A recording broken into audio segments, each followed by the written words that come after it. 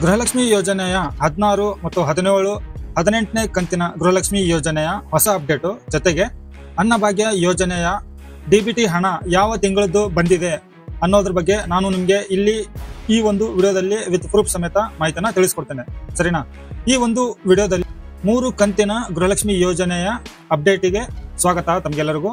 ಜೊತೆಗೆ ಇಲ್ಲಿ ಅನ್ನಭಾಗ್ಯ ಯೋಜನೆಯ ಪೆಂಡಿಂಗ್ ಹಣ ಕೂಡ ಇಲ್ಲಿ ಜಮಾ ಆಗಿದೆ. ಅದೆಷ್ಟು ಜಮಾ ಆಗಿದೆ, ಯಾವ ತಿಂಗಳಿನವರೆಗೂ ಇಲ್ಲಿ ಹಣ ಜಮಾ ಆಗಿದೆ ಅಂತ ಅನ್ನೋದಕ್ಕೆ ನಾನು ನಿಮಗೆ ಇಲ್ಲಿ ಈ ಒಂದು ವಿಡಿಯೋದಲ್ಲಿ ವಿತ್ ಪ್ರೂಫ್ ಸಮೇತ ಮಾಹಿತಿನ ತಿಳಿಸ್ಕೊಡ್ತಾ ಇದ್ದೇನೆ. ಸೊ ವೀಕ್ಷಕರೇ, ವಿಡಿಯೋನ ಶುರು ಮಾಡೋಣ. ನೀವಿನ್ನು ಚಾನಲ್ಗೆ ಸಬ್ಸ್ಕ್ರೈಬ್ ಮಾಡ್ದೇನೆ ನೋಡ್ತಾ ಇದ್ರೆ ಚಾನಲ್ಗೆ ಸಬ್ಸ್ಕ್ರೈಬ್ ಮಾಡ್ಕೊಳ್ಳಿ. ಜೊತೆಗೆ ವಿಡಿಯೋ ನೋಡಿದ ನಂತರ ಈ ಒಂದು ವಿಡಿಯೋದಲ್ಲಿ ನಿಮಗೆ ತಿಳಿದಿರೋ ಮಾಹಿತಿ ಸರಿಯಾಗಿದೆಯೋ ಇಲ್ವೋ ಅಂತ ಹೇಳಿ ಕೂಡ ನೀವು ಒಂದ್ಸತಿ ನಾನು ಹೇಳಿರೋ ಒಂದು ಪ್ರೊಸೀಜರ್ ಪ್ರಕಾರ ನೀವು ಕೂಡ ಚೆಕ್ ಮಾಡ್ಕೋಬಹುದು. ನಾನು ನಿಮಗೆ ಚೆಕ್ ಮಾಡೋದು ಹೇಗಂತ ಕೂಡ ನಾನು ನಿಮಗೆ ತಿಳಿಸ್ಕೊಡ್ತೇನೆ. ಜೊತೆಗೆ ಇಲ್ಲಿ ಈ ಒಂದು ವಿಡಿಯೋದನ್ನು ನೋಡಿದ ನಂತರ ನಿಮಗೆ ಗೃಹಲಕ್ಷ್ಮಿ ಯೋಜನೆಯ ಎಷ್ಟು ಕಂತು ಹಣ ರಿಸೀವ್ ಆಗಿದೆ ಇಲ್ಲ ಅಂತ ಅನ್ನೋದನ್ನ ವಿಡಿಯೋದ ಕೆಳಗಡೆ ಕಮೆಂಟ್ ಮಾಡೋದನ್ನ ಮರಿಬೇಡಿ. ಯಾಕೆ ಅಂತಂದ್ರೆ ನೀವು ಮಾಡೋ ಒಂದು ಕಮೆಂಟು ಅದು ಮಾಹಿತಿಯಾಗಿರುತ್ತೆ. ಆ ಒಂದು ಮಾಹಿತಿ ಸರ್ಕಾರಕ್ಕೂ ಕೂಡ ಮುಟ್ಟುತ್ತೆ. ಇಲ್ಲಿ ನಿಮ್ಗೆ ಎಷ್ಟನೇ ಕಂತು ಬಂದಿದೆ, ಯಾವ ಜಿಲ್ಲೆಯವರಿಗೆ ಬಂದಿದೆ, ಯಾವ ಜಿಲ್ಲೆಯವರಿಗೆ ಇನ್ನೂ ಬಂದಿಲ್ಲ, ಯಾವ ಊರಿನವ್ರಿಗೆ ಬಂದಿದೆ, ಯಾವ ಊರಿನವ್ರಿಗೆ ಇನ್ನೂ ಬಂದಿಲ್ಲ, ಎಷ್ಟು ಕಂತು ಬಂದಿದೆ, ಎಷ್ಟು ಕಂತು ಬಂದಿಲ್ಲ ಅಂತ ಅನ್ನೋದನ್ನ ನೀವು ಡೀಟೇಲ್ ಆಗಿ ಕಮೆಂಟ್ ಮೂಲಕ ನಮಗೆ ತಿಳಿಸಿ. ಆ ಒಂದು ಮಾಹಿತಿ ಸರ್ಕಾರಕ್ಕೂ ಕೂಡ ಮುಟ್ಟುತ್ತೆ. ಈ ಒಂದು ಸೋಷಿಯಲ್ ಮೀಡಿಯಾದಿಂದ ನಿಮಗೆ ಕೂಡ ಪೆಂಡಿಂಗ್ ಇರೋ ಹಣ, ಗೃಹಲಕ್ಷ್ಮಿ ಯೋಜನೆ ಹಣ ಆಗಿರ್ಬೋದು ಅಥವಾ ಅನ್ನಭಾಗ್ಯ ಯೋಜನೆಯ ಪೆಂಡಿಂಗ್ ಹಣ ಆಗಿರ್ಬೋದು, ಅದು ನಿಮ್ಗೆ ಆದಷ್ಟು ಬೇಗನೆ ತಲುಪುತ್ತೆ. ಸೊ ವೀಕ್ಷಕರೇ, ಇಲ್ಲಿ ಇವಾಗ ಗೃಹಲಕ್ಷ್ಮಿ ಯೋಜನೆಯ 16, 17, 18ನೇ ಕಂತಿನ ಬಗ್ಗೆ ಇಲ್ಲಿ ಮಾಹಿತಿನ ತಿಳ್ಕೊಳ್ಳೋಣ. ಸೊ ವೀಕ್ಷಕರೇ, ಇಲ್ಲಿ ನಾನು ನಿಮ್ಗೆ ಇವಾಗ ತೋರಿಸ್ತಾ ಇರುವಂತ ಎಲ್ಲಾ ಫೋಟೋಸ್ ಆಗಿರ್ಬೋದು, ಇಮೇಜ್ ಆಗಿರ್ಬೋದು, ಇದೆಲ್ಲ ವಿತ್ ಪ್ರೂಫ್ ಸಮೇತ ಇರುತ್ತೆ. ನಾನು ಇಲ್ಲಿ ನಿಮ್ಗೆ ತೋರಿಸ್ತಾ ಇರೋದು ಇದು 16, 17ನೇ ಕಂತಿಂದು ಗೃಹಲಕ್ಷ್ಮಿ ಯೋಜನೆಯ ಹಣ ಜಮಾ ಆಗಿದೆ ಅಂತ ಹೇಳಿ ಕೂಡ ಕೆಲವೊಂದು ಗೃಹಲಕ್ಷ್ಮಿ ಫಲಾನುಭವಿಗಳು ಈ ಒಂದು ಮೆಸೇಜ್ ಅನ್ನ ಮಾಡಿದ್ದಾರೆ. ಇನ್ನು ಕೆಲವೊಂದಿಷ್ಟು ಗೃಹಲಕ್ಷ್ಮಿ ಯೋಜನೆಯ ಫಲಾನುಭವಿಗಳು ಏನ್ ಮಾಡಿದ್ದಾರೆ ಅಂತಂದ್ರೆ, ಅವರು ಕೂಡ ನಮ್ಗೆ 16 ಕಂತು ಬಂದಿಲ್ಲ, 17 ಕಂತು ಬಂದಿಲ್ಲ, 18 ಕಂತು ಬಂದಿಲ್ಲ, 18ನೇ ಕಂತು ಯಾವಾಗ ಬರುತ್ತೆ, 17ನೇ ಕಂತು ಯಾವಾಗ ಬರುತ್ತೆ, 16ನೇ ಕಂತು ಯಾವಾಗ ಬರುತ್ತೆ, ಒಬ್ಬೊಬ್ಬರಿಗೆ 1 ಕಂತು ಬಂದಿಲ್ಲ ಅಥವಾ ಒಬ್ಬೊಬ್ಬರಿಗೆ 1 ಕಂತು ಬಂದು ಇನ್ನು ಉಳಿಕಿರೋ ಕಂತು ಇಲ್ಲಿವರೆಗೂ ಬಂದಿಲ್ಲ. ಸೊ ಇಂಥವ್ರಿಗೆಲ್ಲರಿಗೂ ಏನ್ ಚಿಂತೆ ಅಂತಂದ್ರೆ, ನಾವೇನಾದ್ರೂ ತಪ್ಪು ಮಾಡಿದೀವಾ ಅಥವಾ ಸರ್ಕಾರ ನಮಗೇನಾದ್ರೂ ಆಗ್ತಾ ಇಲ್ವಾ ಅಥವಾ ನಮ್ಮ ಅರ್ಜಿ ಅಪ್ರೂವಲ್ ಆಗಿದೆಯೋ ಇಲ್ವೋ. ಸೊ ಇದನ್ನ ಸ್ಟೆಪ್ ಬೈ ಸ್ಟೆಪ್ ಒಂದೊಂದಾಗಿ ನಾವು ನೋಡ್ಕೊಳ್ತಾ ಬರ್ಬೇಕು ಅಂತಂದ್ರೆ, ಒಂದು ಕಾಮನ್ ವಿಚಾರ ಏನು ಅಂತಂದ್ರೆ, ಇಲ್ಲಿ ಯಾರಿಗೆ 17ನೇ ಕಂತಿನವರೆಗೂ ಗೃಹಲಕ್ಷ್ಮಿ ಯೋಜನೆ ಹಣ ಬಂದಿದೆಯೋ ಅಥವಾ 15ನೇ ಕಂತಿನವರೆಗೂ ಗೃಹಲಕ್ಷ್ಮಿ ಯೋಜನೆ ಹಣ ಬಂದಿದೆಯೋ ಅವ್ರಿಗೆಲ್ಲರಿಗೂ ಕೂಡ ಹಣ ಬಂದೇ ಬರುತ್ತೆ. ಗೃಹಲಕ್ಷ್ಮಿ ಯೋಜನೆಯ ಪೆಂಡಿಂಗ್ ಹಣ ಏನಿದೆ ಅಲ್ವಾ, ಇವಾಗ 15 ಕಂತು ಬಂದಿದೆ ಅಂತಂದ್ರೆ 16, 17ನೇ ಕಂತು ಕೂಡ ನಿಮಗೆ ಬಂದೇ ಬರುತ್ತೆ.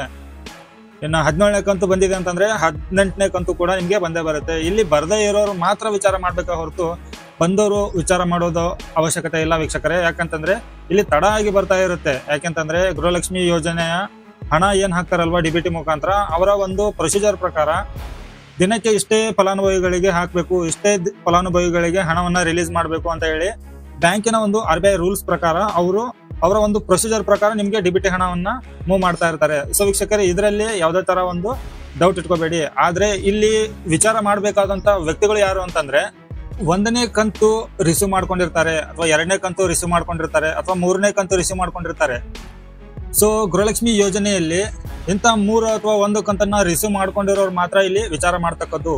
ಯಾಕೆ ಅಂತಂದ್ರೆ ಅವರ ಒಂದು ಅಪ್ಲಿಕೇಶನ್ ಅಪ್ರೂವಲ್ ಆದ ನಂತರ 1-2 ಕಂತು ಅವರಿಗೆ ರಿಸೀವ್ ಆಗಿರುತ್ತೆ. ಇನ್ನು ಉಳಿಕಿರೋ ಕಂತು ಯಾಕೆ ಬಂದಿರೋದಿಲ್ಲ ಅಂತ ಅನ್ನೋದ್ರ ಬಗ್ಗೆ ಇಲ್ಲಿ ವಿಚಾರ ಮಾಡ್ಬೇಕಾಗಿರುತ್ತೆ ನೀವು ಫಲಾನುಭವಿಗಳು. ಅದು ಹೇಗೆ ಚೆಕ್ ಮಾಡ್ಕೋಬೇಕು, ಅದರಿಂದ ನಿಮ್ ಹಣ ಬರ್ದೇ ಇರೋಕೆ ಕಾರಣ ಏನಂತ ಹೇಳಿ ತಿಳ್ಕೊಬೇಕು ಅಂತಂದ್ರೆ, ನಾನು ನಿಮ್ಗೆ ಇಲ್ಲಿ ಒಂದು ಪಕ್ಕದಲ್ಲಿ ಸ್ಕ್ರೀನ್ ಶಾಟ್ ಅನ್ನ ತೋರಿಸ್ತಾ ಇದ್ದೇನೆ. ಆ ಸ್ಕ್ರೀನ್ ಶಾಟ್ 18 ಕಂಡೀಷನ್ಗಳಲ್ಲಿ ನಿಮ್ಮ ಒಂದು ಗೃಹಲಕ್ಷ್ಮಿ ಫಲಾನುಭವಿಗಳಿಗೆ 1-2 ಕಂತು ಬಂದು ಇನ್ನು ಉಳಿಕಿರೋ ಕಂತು ಯಾರಿಗೆ ಬಂದಿಲ್ವೋ ಅಂತವ್ರು ಈ ಒಂದು ವಿಡಿಯೋನ ನೋಡಿ. ಈ ಒಂದು ವಿಡಿಯೋದ ಲಿಂಕ್ ಕೂಡ ನಾನು ಡಿಸ್ಕ್ರಿಪ್ಷನ್ ಬಾಕ್ಸ್ ಅಲ್ಲಿ ಕೊಟ್ಟಿರ್ತೇನೆ. ಆ ಒಂದು ವಿಡಿಯೋನ ನೋಡ್ಬಿಟ್ಟು ನಿಮ್ಮ ಒಂದು ಗೃಹಲಕ್ಷ್ಮಿ ಯೋಜನೆಯ ಹಣ ಇನ್ನು ಉಳಿಕಿರೋ ಪೆಂಡಿಂಗ್ ಹಣ ಬರ್ದೇ ಇರೋಕೆ ಕಾರಣ ಯಾವ್ದಾದ್ರು ಒಂದಿರುತ್ತೆ. ಸೊ ವೀಕ್ಷಕರೇ, ಇದು ಬರ್ದೇ ಇರೋರಿಗೆ ಆಯ್ತು. ಇನ್ನು ಇವಾಗ ಹೊಸದಾಗಿ ಯಾರಾದ್ರೂ ಅರ್ಜಿ ಹಾಕಿದ್ರೆ, ಇವಾಗ 1-2 ತಿಂಗಳ ಹಿಂದ್ಗಡೆ ಅಥವಾ ಇವಾಗ 1 ತಿಂಗಳಾಯ್ತು, ಇನ್ನು 15 ದಿವಸ ಆಯ್ತು, ಇಂಥವ್ರಿಗೂ ಕೂಡ ಬರ್ದೇ ಇರೋಕೆ ಒಂದು ರೀಸನ್ ಇರುತ್ತೆ. ಯಾಕೆಂತಂದ್ರೆ ನಿಮ್ಮ ಒಂದು ಅಪ್ಲಿಕೇಶನ್ ವೆರಿಫೈ ಆಗಬೇಕು. ವೆರಿಫೈ ಆದ ನಂತರ ಅಪ್ರೂವಲ್ ಕೂಡ ಕೊಡಬೇಕು, ಸರಿನಾ? ಅಪ್ರೂವಲ್ ಆದ ನಂತರ ನಿಮ್ಮ ಆಧಾರ್ ಕಾರ್ಡಿಗೆ ಬ್ಯಾಂಕ್ ಸೀಡಿಂಗ್ ಆಗಿದೆಯೋ ಇಲ್ಲೋ, ಮೊಬೈಲ್ ನಂಬರ್ ಲಿಂಕ್ ಇದೆಯೋ ಇಲ್ಲೋ, ನಿಮ್ಮ ರೇಷನ್ ಕಾರ್ಡು BPL ಅಥವಾ APL ಅಂತದೇ ಯಾವುದೇ ಇರಬಹುದು, ನೀವೇನಾದ್ರೂ ಟ್ಯಾಕ್ಸ್ ಪೇಯರ್ ಇದ್ದೀರಾ ಅಥವಾ BPL ಮಾನದಂಡಗಳ ವಿರುದ್ಧ ನೀವೇನಾದ್ರೂ ಕಾರು, ಲಾರಿ, ದೊಡ್ಡ ದೊಡ್ಡ ಬಂಗ್ಲೆ ಇಂಥದ್ದೇನಾದ್ರೂ ಹೊಂದಿದ್ರೆ ಅಂಥವ್ರಿಗೆ ಗೃಹಲಕ್ಷ್ಮಿ ಯೋಜನೆ ಹಣ ಬರೋದಿಲ್ಲ. ಇವಾಗ 18ನೇ ಕಂತಿನ ಗೃಹಲಕ್ಷ್ಮಿ ಯೋಜನೆ ಹಣದ ಬಗ್ಗೆ ಇಲ್ಲಿ ನಿಮ್ಗೆ ತಿಳಿಸ್ಕೊಡ್ಬೇಕು ಅಂತಂದ್ರೆ ನೋಡಿ ವೀಕ್ಷಕರೇ, ನಿಮ್ಗೆ 17ನೇ ಕಂತು ಈ ತಿಂಗಳು ಬಂದಿದೆ ಅಂತಂದ್ರೆ ಈ ಒಂದು ಕೊನೆಯ ವಾರದಲ್ಲಿ ಅಥವಾ ಮುಂದಿನ ತಿಂಗಳು ಮೊದಲು ಅಥವಾ 2ನೇ ವಾರದಲ್ಲಿ ನಿಮ್ಗೆ 18ನೇ ಕಂತು ರಿಲೀಸ್ ಮಾಡ್ತಾರೆ. ಯಾಕೆ ಅಂತಂದ್ರೆ ಈ ಮಾರ್ಚ್ ತಿಂಗಳು ಅನ್ನೋದು ಫೈನಾನ್ಷಿಯಲ್ ಇಯರ್, ಇಲ್ಲಿ ಎಲ್ಲಾ ಲೆಕ್ಕಗಳನ್ನ ಸರಿಪಡಿಸೋಕೆ ಅಂತ ಹೇಳಿ ಫೈನಾನ್ಷಿಯಲ್ ಇಯರ್ ಅಂತ ಹೇಳಿ ಕರೀತಾರೆ. ಈ ಒಂದು ತಿಂಗಳಲ್ಲಿ ಅವರು ಎಲ್ಲಾನು ಕ್ಲಿಯರ್ ಮಾಡ್ಲೇಬೇಕಾಗತ್ತೆ. ಸೊ ಹಾಗಾಗಿ ಮಹಿಳಾ ಮತ್ತು ಮಕ್ಕಳ ಕಲ್ಯಾಣ ಇಲಾಖೆಯ ಅಧಿಕಾರಿಗಳಿಂದ ಸಿಕ್ಕಿರುವಂತ ಒಂದು ಮಾಹಿತಿ ಇದಾಗಿರುತ್ತೆ. ಇನ್ನು ಅನ್ನಭಾಗ್ಯ ಯೋಜನೆ ಹಣ ಯಾವಾಗ ಬಂದಿದೆ, ಎಷ್ಟು ಕಂತುವರೆಗೂ ನಿಮ್ಗೆ ಬಂದಿದೆ ಅಂತ ಅನ್ನೋದಕ್ಕೆ ನಾನು ನಿಮ್ಗೆ ಇಲ್ಲಿ ಒಂದು ಪ್ರೂಫ್ ಸಮೇತ ತೋರಿಸ್ಕೊಡ್ತೀನಿ. ಎಷ್ಟನೇ ತಿಂಗಳದ್ದು ಬಂದಿದೆ, ಎಷ್ಟು ತಿಂಗಳದವರೆಗೂ ನಿಮ್ಗೆ ಹಣ ಜಮಾ ಆಗಿದೆ ಅಂತ ಹೇಳಿ. ಸೊ ನೋಡಿ ವೀಕ್ಷಕರೇ, ಇಲ್ಲಿ ಅನ್ನಭಾಗ್ಯ ಯೋಜನೆಯ ಹಣ ಎಷ್ಟು ಕಂತು ಜಮಾ ಆಗಿದೆ, ಎಷ್ಟನೇ ತಿಂಗಳದ್ದು ನಿಮ್ಗೆ ಜಮಾ ಆಗಿದೆ ಅಂತ ಹೇಳಿ ತಿಳ್ಕೊಬೇಕು ಅಂತಂದ್ರೆ ಇಲ್ಲಿ ನೋಡಿ ಆಹಾರ ಇಲಾಖೆ ಈ ಒಂದು ವೆಬ್ಸೈಟ್ಗೆ ಬರ್ಬೇಕಾಗತ್ತೆ. ಇಲ್ಲಿ ಬಂದ ನಂತರ ಈ ಸ್ಥಿತಿ ಅಂತ ಇದೆ ನೋಡಿ, ಈ ಸ್ಥಿತಿ ಮೇಲೆ ಕ್ಲಿಕ್ ಮಾಡ್ಕೊಂಡು ಇಲ್ಲಿ ಡಿಬಿಟಿ ಸ್ಥಿತಿ ಇದೆ ಅಲ್ವಾ, ಈ ಡಿಬಿಟಿ ಸ್ಥಿತಿಯನ್ನ ಈ ತರ ಇರುತ್ತೆ. ಕ್ಲಿಕ್ ಮಾಡ್ಕೊಂಡ್ರೆ ಇಲ್ಲಿ 3 ಆಪ್ಷನ್ಗಳು ಓಪನ್ ಆಗುತ್ತೆ. ಇಲ್ಲಿ ನಿಮ್ಮ ಒಂದು ಜಿಲ್ಲೆ ಯಾವುದು ಅನ್ನೋದನ್ನ ನೀವು ತಿಳ್ಕೊಬೇಕು ಅಂತಂದ್ರೆ ಮೊದಲು ಈ ತರ ಬರ್ತಾ ಇದ್ದಿದ್ದಿಲ್ಲ, ಇಲ್ಲಿ ಹೊಸ ಪೋರ್ಟಲ್ ಇದು ಅಪ್ಡೇಟ್ ಆಗಿದೆ. ಇಲ್ಲಿ ನಾನು ನಿಮ್ಗೆ ತೋರಿಸ್ಕೊಡ್ತೇನೆ. ಇಲ್ಲಿ ನೋಡಿ 3 ವಲಯಗಳಿಗೆ ಇದು ಡಿವೈಡ್ ಮಾಡಿದ್ದಾರೆ. ಇಲ್ಲಿ ಇದು ಒಂದು ವಲಯ, ಇದು ಒಂದು ವಲಯ, ಇದು ಒಂದು ವಲಯ. ಸೊ ಇಲ್ಲಿ ನೀವು ಇದನ್ನ ಮಾತ್ರ ನೆನ್ಪಿಟ್ಕೋಬೇಕಾಗತ್ತೆ, ನಿಮ್ಮ ಯಾವ ವಲಯದವರು ಅಂತ ಹೇಳಿ ಅನ್ನೋದಕ್ಕಾಗಿ. ಇಲ್ಲಿ ನೋಡಿ ಬೆಂಗಳೂರು ಡಿಸ್ಟಿಕ್ ಅಂತ ಇದೆ, ಇಲ್ಲಿ ನೋಡಿ ಬೆಂಗಳೂರು ವಿಭಾಗ ಅಂತ ಇದೆ, ಸರಿನಾ. ಇನ್ನ ಕಲಬುರಗಿ ಬೆಂಗಳೂರು ಡಿವಿಷನ್ ಅಂತ ಇದೆ, ಇಲ್ಲಿ ನೋಡಿ ಕಲಬುರಗಿ ವಿಭಾಗ, ಸರಿನಾ. ಇನ್ನ only for Belagavi or Mysuru division ಅಂತ ಇದೆ, ಇಲ್ಲಿ ನೋಡಿ ಮೈಸೂರು ವಿಭಾಗ. ಈ ವಿಭಾಗಗಳಾಯ್ತು. ಇಲ್ಲಿ ಕೆಳಗಡೆ ಕೊಟ್ಟಿದ್ದಾರೆ ನೋಡಿ ಯಾವ ಜಿಲ್ಲೆಯವರು ಈ ವಲಯಕ್ಕೆ ಸಂಬಂಧಪಟ್ಟಿರ್ತಾರೆ ಅಂತ ಹೇಳಿ. ಸೊ ಈ ಒಂದು ಜಿಲ್ಲೆಯವರು ಕೂಡ ಈ ವಿಭಾಗಕ್ಕೆ ಸಂಬಂಧಪಟ್ಟಿರ್ತಾರೆ. ಈ ವಿಭಾಗದಲ್ಲಿ ನಿಮ್ಮ ಜಿಲ್ಲೆ ಯಾವುದಿದೆಯೋ ಅದನ್ನ ನೀವು ಸೆಲೆಕ್ಟ್ ಮಾಡ್ಕೋಬೇಕಾಗತ್ತೆ. ಇವಾಗ ನಾನು ಮೈಸೂರು ವಿಭಾಗನ ಸೆಲೆಕ್ಟ್ ಮಾಡ್ಕೊಳ್ತಾ ಇದ್ದೀನಿ. ಇಲ್ಲಿ ನೋಡಿ ಮೈಸೂರು ವಿಭಾಗ ಸೆಲೆಕ್ಟ್ ಮಾಡ್ಕೊಂಡಿದ್ದೀನಿ. ಇಲ್ಲಿ ಡಿಬಿಟಿ ಸ್ಟೇಟಸ್ ಇಲ್ಲಿ ಚೆಕ್ ಮಾಡ್ಕೋಬೇಕಾಗತ್ತೆ, DBT of status of DBT ಅಂತ ಹೇಳಿ. ಇದ್ರ ಮೇಲೆ ಕ್ಲಿಕ್ ಮಾಡ್ಕೊಂಡ ನಂತರ ಇದು ಇಲ್ಲಿ 24 ಇಸ್ವಿ ಮಾತ್ರ ಇಲ್ಲಿ ಕಾಣ್ತಾ ಇದೆ, ಯಾಕಂದ್ರೆ 24ನೇ ಇಸ್ವಿ ಅಷ್ಟೇ ಇದೆ ಇಲ್ಲಿ. ಇದರ ನಂತರ ಇಲ್ಲಿ ನೋಡಿ ಡಿಸೆಂಬರ್ ವರ್ಗು ಕೂಡ ನಿಮ್ಗೆ ಇಲ್ಲಿ ಲಿಸ್ಟ್ ಅಲ್ಲಿ ಇದೆ.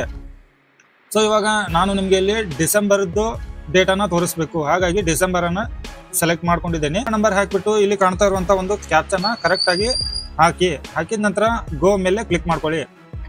ಸೊ ಇಲ್ಲಿ ಲೋಡ್ ಆಗ್ತಾ ಇದೆ. ಇಲ್ಲಿ ನಿಮ್ಮ ಒಂದು ಡೇಟಾ ಈ ತರ ಬರುತ್ತೆ. ಇಲ್ಲಿ ನೋಡಿ ವೀಕ್ಷಕರೇ, ಇದನ್ನು ಗಮನವಿಟ್ಟು ನೋಡ್ಕೊಳ್ಳಿ. ಇಲ್ಲಿ ನಿಮ್ಗೆ ಇನ್ನೂ ಹಣ ಟ್ರಾನ್ಸ್ಫರ್ ಮಾಡಿಲ್ಲ, ಸರಿನಾ. 170 ರೂಪಾಯಿ ನಿಮ್ ಖಾತೆಗೆ ಹಣ ಬರುತ್ತೆ, ಆದ್ರೆ ಇದು ಇನ್ನೂ ನಿಮ್ಮ ಅಕೌಂಟಿಗೆ ಟ್ರಾನ್ಸ್ಫರ್ ಆಗಿಲ್ಲ. ಈ ಡಿಸೆಂಬರ್ ತಿಂಗಳವರೆಗೂ ಕೂಡ ನಿಮ್ಗೆ ಹಣ ಬರುತ್ತೆ. ಇಲ್ಲಿ ನೋಡಿ ನವೆಂಬರ್ ತಗೊಳ್ಳಿ. ಸೊ ನವೆಂಬರ್ ಸೆಲೆಕ್ಟ್ ಮಾಡ್ಕೊಂಡ್ಬಿಟ್ಟು ಇಲ್ಲಿ ಮತ್ತೆ ನಿಮ್ಮ ಒಂದು ರೇಷನ್ ಕಾರ್ಡ್ ನಂಬರ್ ಅನ್ನ ಎಂಟ್ರಿ ಮಾಡಿ. ಇದರ ನಂತರ ಇಲ್ಲಿ ಕಾಣ್ತಾ ಇರುವಂತ ಕ್ಯಾಪ್ಚನ ಎಂಟ್ರಿ ಮಾಡಿ. ಇದರ ನಂತರ ಗೋ ಮೇಲೆ ಕ್ಲಿಕ್ ಮಾಡ್ಕೊಳ್ಳಿ. ಇಲ್ಲಿ ನೋಡಿ ವೀಕ್ಷಕರೇ, ಇಲ್ಲಿ ಒಂದು ಕನ್ಫರ್ಮೇಶನ್ ಸಿಕ್ಕಿರುತ್ತೆ.